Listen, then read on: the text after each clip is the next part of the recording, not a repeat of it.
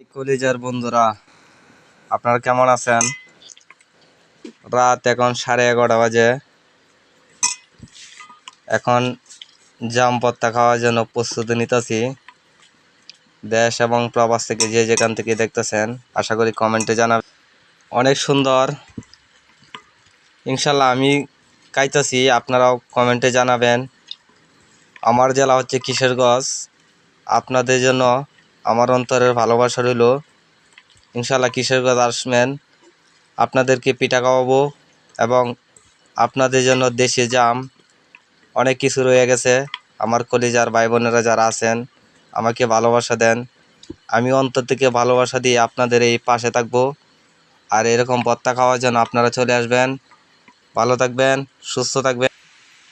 আমি খাইতেছি, আপনাদেরকে খাইয়া বলতেছি কেমন লাগে। ও সেই সাত বানবের সিং, আপনারা চলে আসবেন, আপনাদের জন্য রয়ে গেল।